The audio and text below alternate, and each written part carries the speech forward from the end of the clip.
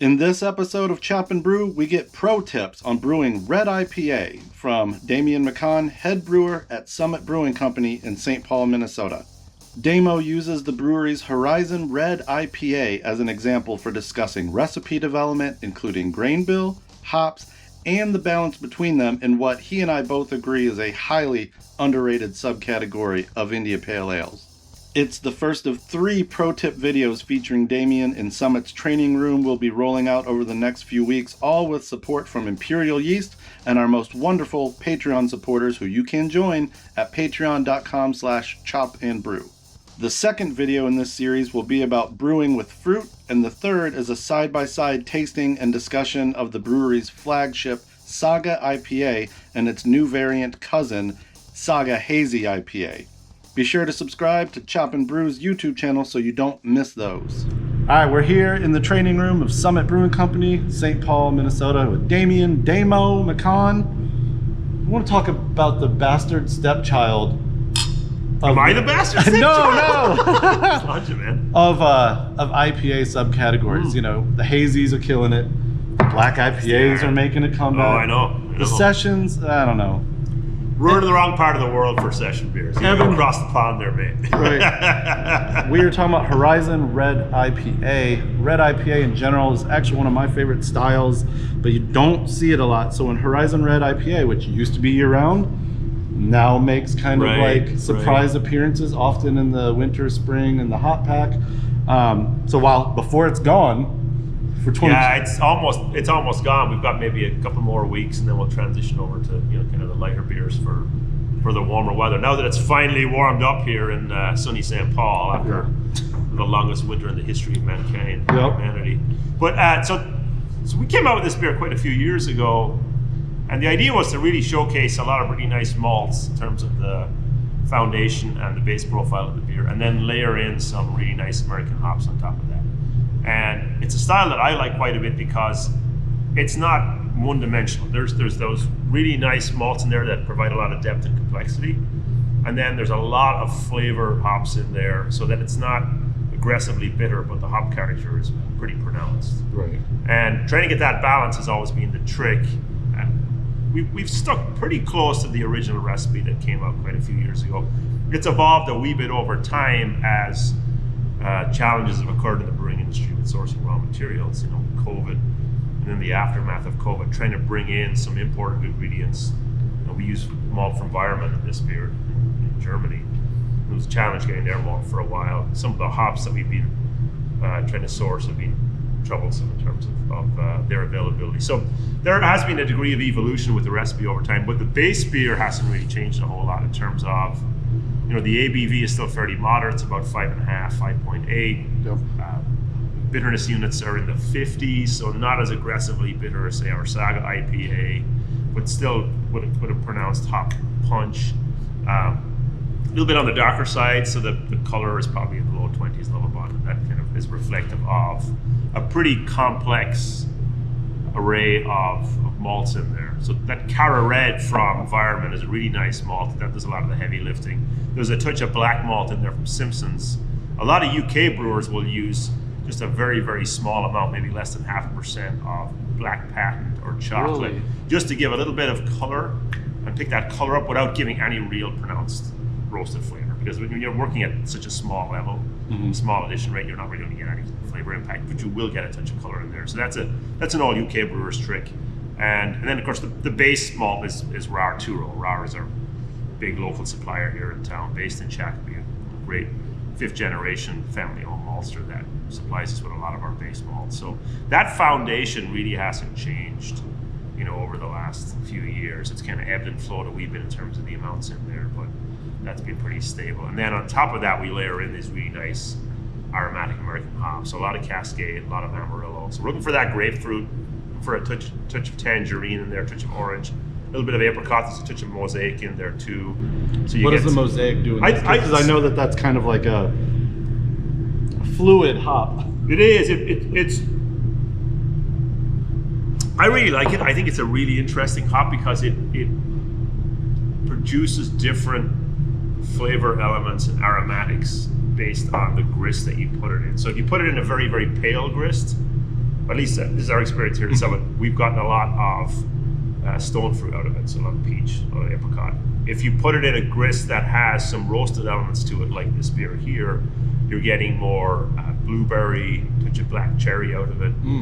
It's very, very different. So the hop lives up to its name. There is a mosaic of flavor elements and aromatics that pop out of that variety depending on what grist it's exposed to. And we see it here in this hop, where it's a nice complement to the grapefruit from the Cascade and the kind of the orange forward notes from Amarillo. So I think it all comes together really well. There's always a challenge in beers like this with integration of the ingredients in appropriate fashion. So you want to get that hop balance right. You got to get the malt mix right, and then you got to bring all of it together in an appropriate fashion. Because with a red IPA, you definitely need those malt flavors in there, but you also need, it's an IPA. You also need a fair amount of hop in there too. So we're trying to strike that balance, which is tricky to pull off, and I like that challenge. And it shouldn't be thick bodied is the other problem. I imagine people throw way too high of a percent of a crystal or caramel malt. Now they're getting an amber malt, kind of, your older school amber malt. You're kind of cloying, and even if you try and jack up the bittering hops in there to hide that sweetness, it can turn into kind of a hot mess, because you're trying to compensate for a beer with a high residual gravity because of all of that crystal malt in there by increasing the BUs, and that's not a good way of doing it, because the beer should be reasonably dry but also have some body to it, right? So there's a balance there. It should be IPA should be well attenuated beers. What do you think this? Well, you would know. It starts at 14 Plato. What is this? It finishes around 3, so it's a little bit higher than a lot of IPAs that are probably closer to 2.5, even 2.2, depending on the dry hop rate, hop creep. No, but when this came out, 2009, there just wasn't. Man, it's been that long already. That's what it says on the website. Now I remember, it was one of the first things we got here in 08. We knew EPA at that point, and the Blue Label IPA, which became True Brit. But I remember this came out. 14 years. Yeah, it kind of came out, and I wondered at the time if it was like a direct answer to Furious, but they're two very different beers. Very different beers. I think it was more at that time. There was a lot of interest in Cascadian ales and red IPAs in the West Coast, right? And that's true. They're like double reds and India reds. Yeah. There was a lot more, I think, interest back then than there is today with the development of hazy IPA and New England style IPAs. And that style of combining a really complex grist with an interesting blend of hops really appealed to us here at Summit, because there's a lot of complexity in there, and it takes a little bit of technique to pull that off. Mm-hmm. And it's one of the reasons why we've really enjoyed bringing it back over the years, because it reflects that approach that we have to beer in general, and our brewery in particular. So I think it's worked really well. Bringing it back every now and again.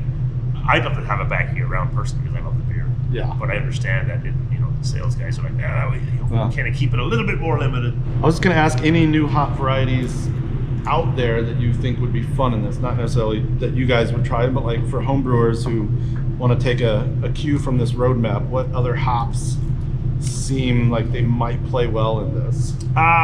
There's some. Steiner's been working on some new varieties. They've got a couple that have just come out recently. Altus is one that sounds really good. They've got another one.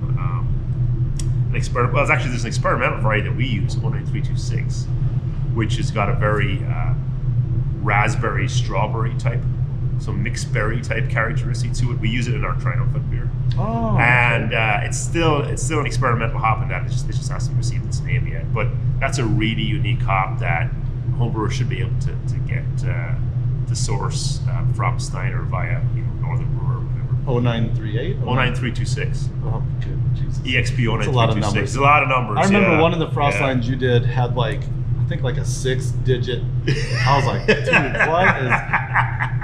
Okay. Well, hop brewers love to do that, right? Should be 3. Should be always 3. The more just numbers, the HBC guys like to use 3. Yeah, right? like college courses, man. 302, 384. Yeah, the Steiner guys are the opposite. They always throw a lot of numbers in there.